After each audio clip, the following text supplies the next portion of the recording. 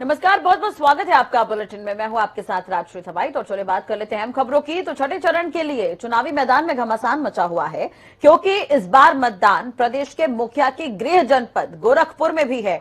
और इसी क्रम में सीएम योगी ने आज गोरखपुर की अलग अलग विधानसभाओं में जनसभा को संबोधन किया है। और सीएम ने संबोधन के दौरान विपक्षी पार्टियों पर भी जमकर निशाना साधा है। सीएम ने कहा कि दल बदलू नेताओं पर भरोसा करना बेकार है, वे अवसरवादी होते हैं। उन्होंने ये भी कहा कि यूपी के 5वें चरण का मतदान पूरा हो गया है, जिसमें बीजेपी बहुमत को पार गई है। अब जनता छठे चरण में बीजेपी के लिए जीत का छक्का लगाते हुए मतदान करेगी। तो भाइयों बहनों, 5 चरणों के चुनाव संपन्न हो चुके हैं। 5 चरणों के चुनाव में ये साबित हो चुका है कि भारतीय जनता पार्टी पूर्ण बहुमत से काफी आगे जा चुकी है। अब तो छठे और 7वें चरण में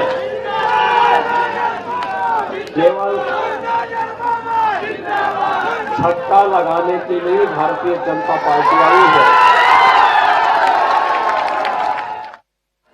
अगले 5 साल के अंदर हर परिवार के एक नौजवान को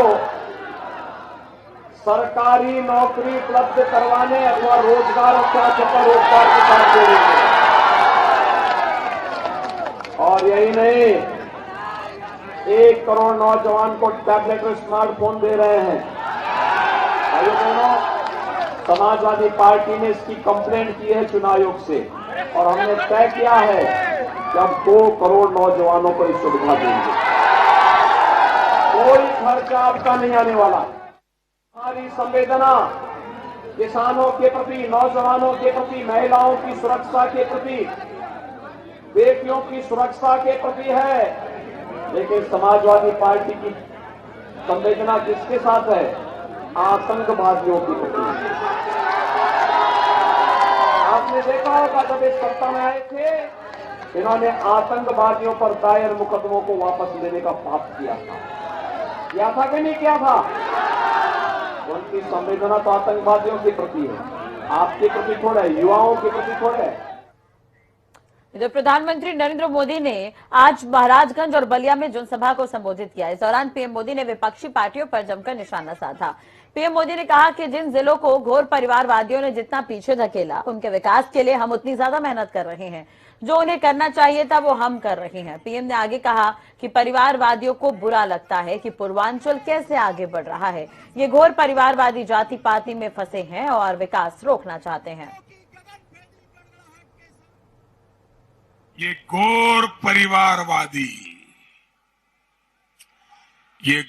परिवारवादी लोग कभी भी भारत को समर्थ नहीं बना सकते, यूपी को सशक्त नहीं बना सकते। बना सकते हैं क्या? ये घोर परिवारवादी कुछ कर सकते हैं क्या? इस चुनाव में एक बार फिर इन्हें हराना है।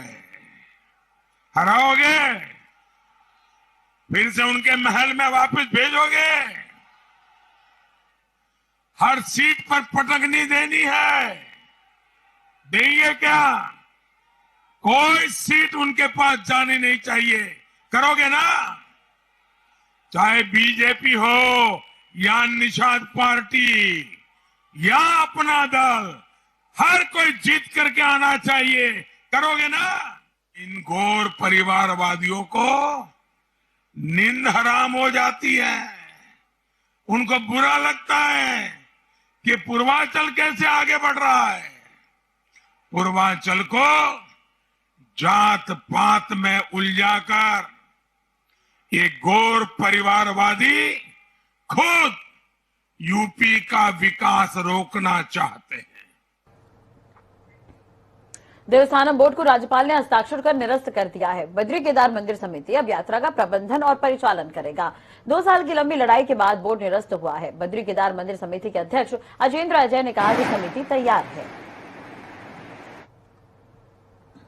अभी भी प्रदेश में आचार संहिता लागू है, लेकिन इसके बावजूद मंदिर समिति के स्तर से जो भी प्रयास होने चाहिए यात्रा को लेकर के, वो प्रयास निरंतर किए जा रहे हैं। और यात्रा से जुड़ी जो विभिन्न एजेंसियां हैं, उन एजेंसियों विभागों के साथ भी मंदिर समिति समन्वय करके यात्रा व्यवस्था को कैसे सुदृढ़ किया जा सकता है, इस पर लगातार चर्चा कर रही है, प्रयास कर रही है। जो स्थानीय जिला प्रशासन है और शासन स्तर पर भी जो भी उसमें जरूरी कदम उठाए जाने चाहिए, उन सारी चीजों को लेकर के हम चर्चा कर रहे हैं।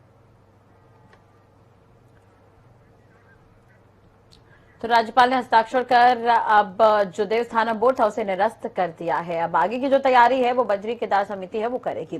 चुनाव परिणाम आने से पहले ही बीजेपी संगठन के भीतर जमकर आरोप प्रत्यारोप का दौर जारी है।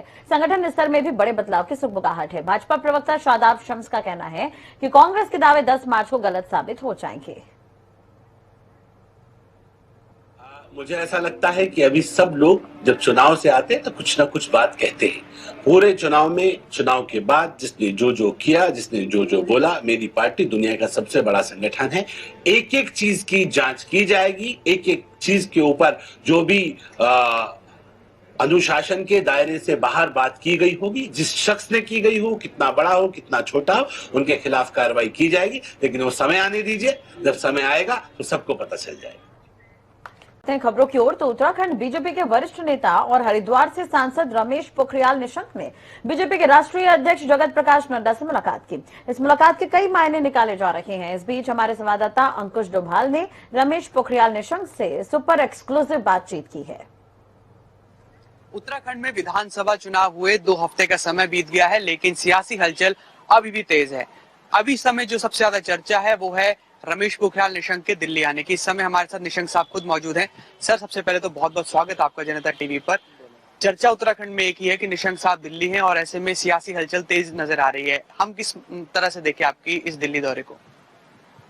हाँ, दिल्ली तो सामान्यतः हम लोग आते ही रहते हैं और फिर स्वाभाविक है कि राष्ट्रीय अध्यक्ष जी याद करेंगे तो किसी को भी याद करेंगे, बात भी करेंगे, चर्चा भी करेंगे, फीडबैक भी लेंगे। अभी हमारे चुनाव हुए हैं तो ये सामान्य ही चर्चा थी।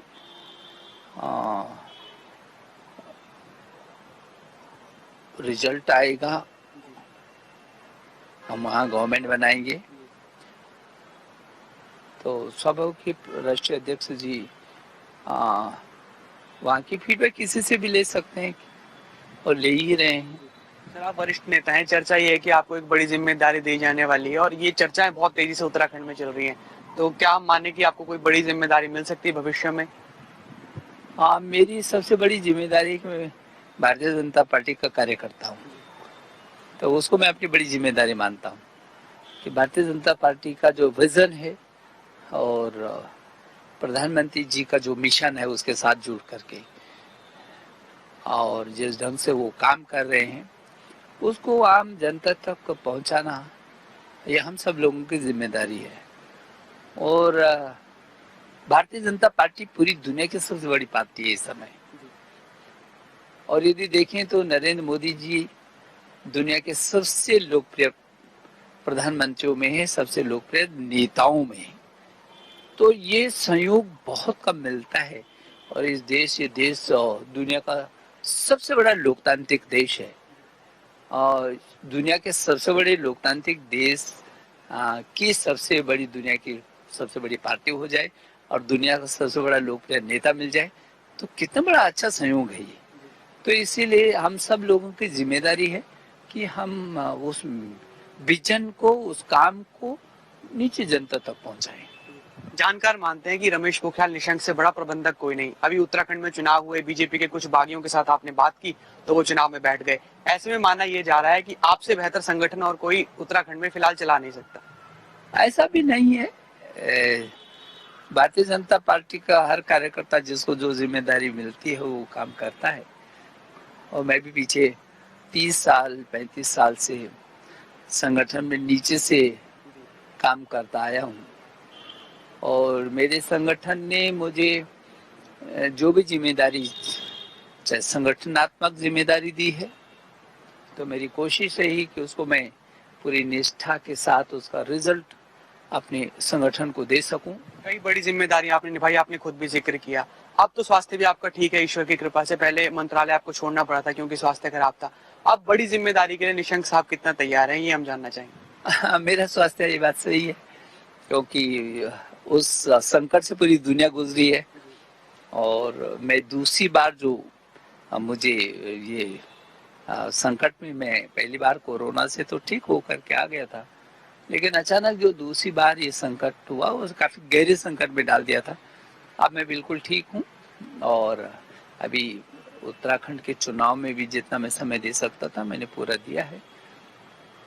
जो मुझे मैंने प्रधानमंत्री जी से भी कहा है, राष्ट्रीय अध्यक्ष जी से भी कहा है कि मुझे कभी पद की कोई लालसा नहीं रही है। उनको जहाँ फिट मैं बैठता हूँ और जहाँ वो काम मेरे से लेना चाहते हैं वो ले सकते हैं, और मैं जब तक मुझे पार्टी को पूरा समय देना है मैं देता ही देता हूँ।